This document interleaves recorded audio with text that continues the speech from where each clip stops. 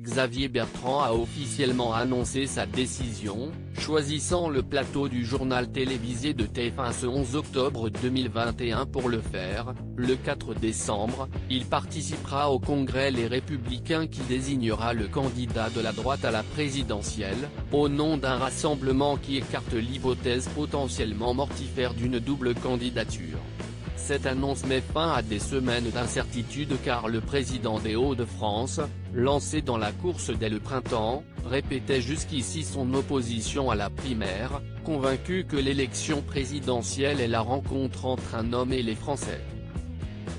Les choses sérieuses vont à présent commencer pour les 5 candidats en lice, qui comptent comme poids lourd la présidente de la région Île-de-France Valérie Pécresse, ex-LR, et l'ancien négociateur européen pour le Brexit Michel Barnier, LR. Désormais, Xavier Bertrand est donc revenu sur sa position, comme il l'a expliqué sur TF1, la solution de facilité était de faire cavalier seul mais je n'ai pas voulu faire ce choix car, dans mon ADN, il y a le rassemblement et il y a l'union. Je veux rassembler l'ensemble des Français, alors il faut que je commence par ma famille politique. Divisé, on est sûr de perdre. Rassemblés on peut gagner et je veux gagner.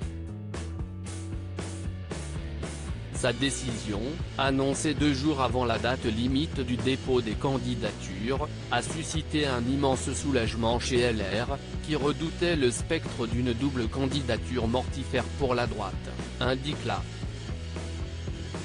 Je me félicite de la décision de Xavier Bertrand car lorsque la droite est unie et rassemblée, elle gagne, a assuré le président du parti Christian Jacob. Si est-il le choix du rassemblement, du panache et de la gagne, a renchéri le patron des députés LR Damien Abad.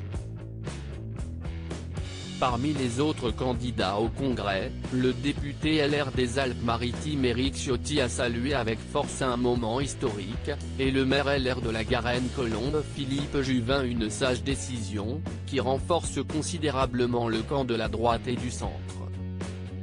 Un changement Davis que peuvent lui reprocher les adhérents LR.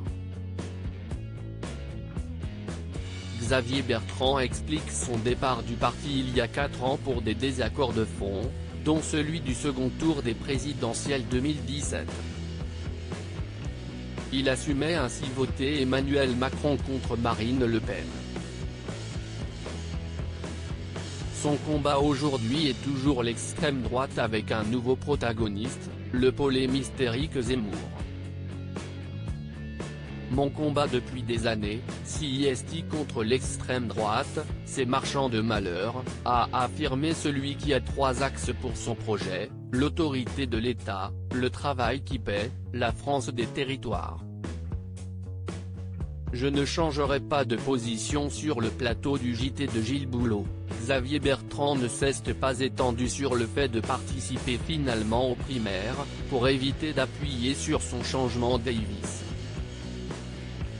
Le mois dernier, Bertrand balayait l'idée de sa participation sur France 2 face à Anne-Sophie Lapix. Il rappelait, au moment des élections régionales, j'ai pris un engagement devant 6 millions de Français, en leur disant si je l'emporte, je serai candidat à l'élection présidentielle. Je ne changerai pas de position, je ne me renierai pas, ma conception de l'élection présidentielle, si est un homme et une femme face aux Français qui présentent son projet. On en a soupé des primaires. Avant d'opter pour ce revirement, Bertrand avait sollicité l'avis de ses soutiens, en se gardant de dire quelle décision il prendrait. Les proches de Bertrand n'ont pu que constater ces dernières semaines que l'ancien ministre de la Santé n'a pas plié le match, dixit Le Figaro, comme il l'espérait dans les sondages, bien qu'une enquête IFOP l'ait donné à touche-touche avec Marine Le Pen, 16% d'intention de vote, pour la première fois hier. Ses principaux rivaux, Michel Barnier et Valérie Pécresse, se sont montrés insensibles à ses appels au rassemblement derrière sa candidature et affichent toujours une certaine détermination à être candidat.